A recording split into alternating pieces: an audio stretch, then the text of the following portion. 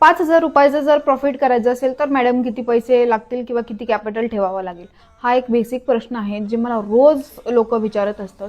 So माझं त्यांना सांगणं एकच असतं की जर तुम्हाला 5,000 रुपये डेलीचा प्रॉफिट काढायचा आहे तर त्यासाठी कॅपिटलपेक्षा तुमचा अनुभव खूप जास्त महत्त्वाचा आहे. तुमच्याकडे किती नॉलेज आहे, किती तुम्ही पेशंटली ट्रेड करताय, हे खूप जास्त इम्पॉर्टंट आहे. म्हणजे जर बेसिकली आता इतक्या वर्षांचा माझा अनुभव काय सांगतो मला की जेवढे वर्ष मी ट्रेडिंग करत असताना प्रॉफिट अमाऊंट कधी कॅल्क्युलेट केली जात नाही, बल्कि तुमच्या कॅपिटलवर तुम्ही किती पर्सेंटेज प्रॉफिट काढलाय हे खूप इम्पॉर्टंट आहे. मग डेली जर बघितलं तर एक साधारण 2.5, 3 किंवा 3.5% जो प्रॉफिट आहे तो खूप चांगला मानला जातो मार्केटमध्ये. सो जर तुम्हाला असा विचार करायचा आहे की 5,000 रुपये जर प्रॉफिट काढायचं असेल तर किती कॅपिटल पाहिजे, मग जर हिशोबच केला तर आपण असं कन्सिडर करू की तुम्हाला 2.5% प्रॉफिट एक्सपेक्ट करताय आणि 5,000 रुपये जर तुम्हाला काढायचे असतील तर तशी तुमच्याकडे कॅपिटल लागणार आहे 2 लाख रुपये. मग जर 2 लाख रुपये असतील तर तुम्ही 5,000 रुपये रोजचे काढू शकता, जे की आहेत तुमच्या कॅपिटलच्या 2.5%.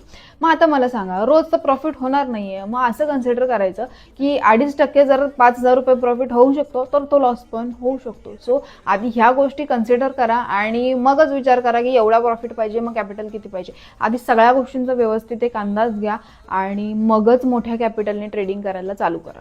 धन्यवाद.